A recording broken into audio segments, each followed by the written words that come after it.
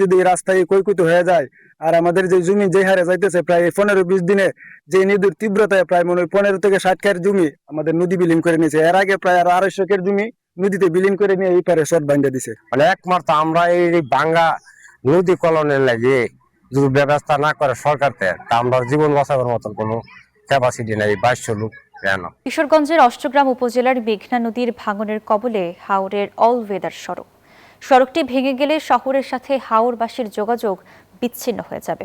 স্থানীয়দের অভিযোগ, ভাঙন রোধে এখন পর্যন্ত কোনো কার্যকর ব্যবস্থা নেওয়া হয়নি। টিটু দাসের তথ্য ও চিত্রে ডেস্ক রিপোর্টে বিস্তারিত।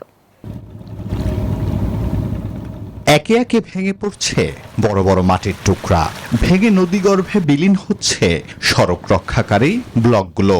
কোথাও আবার সড়কের 1/3 নদীতে বিলীন হয়ে গেছে। এমনই বেহাল দশা কিশোরগঞ্জ হাওরের অল ওয়েদার সড়কের। প্রায় 7 বছর আগে অষ্টগ্রাম বাঙালপাড়া থেকে নোয়াগাঁও গ্রাম পর্যন্ত 44 কোটি টাকা ব্যয়ে 7 কিলোমিটার সড়কটি নির্মাণ করা হয়। এদিকে মেঘনা নদীর উপর 177 কোটি ব্যয়ে 1000 মিটার সেতুর কাজ চলছে। কাজ শেষ হলে অষ্টগ্রামের নোয়াগাঁও থেকে ব্রাহ্মণবাড়িয়ার নাসিরনগরের সাথে যোগাযোগ স্থাপন হবে। কিন্তু অপরিকল্পিত ড্রেজিং এর ফলে গত কয়েক বছর ধরে মেঘনার পার ভাঙতে ভাঙতে নদীর গতিপথ বদলে গেছে। ভাঙনে কয়েকটি বৈদ্যুতিক খুঁটি নদীগর্ভে চলে যায়। এতে করে 4 দিন ধরে বিদ্যুৎ বিচ্ছিন্ন নোয়াগাঁও এলাকা।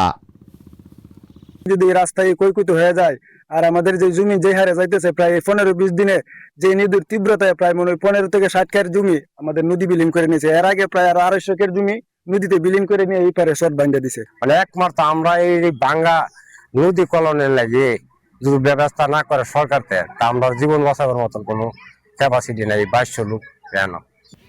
স্থানীয়দের অভিযোগ, অল ওয়েদার সড়কটি ভাঙনের ঝুঁকিতে থাকলেও কোনো ভ্রুক্ষেপই নেই কর্তৃপক্ষের।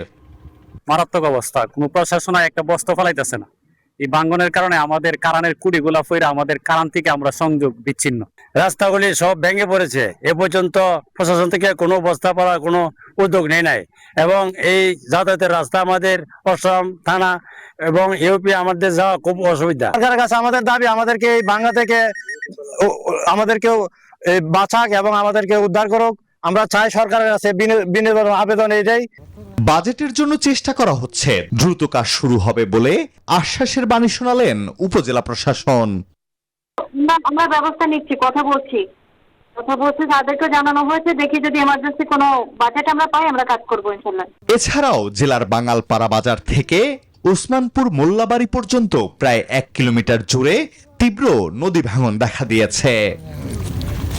Desk report, news 24।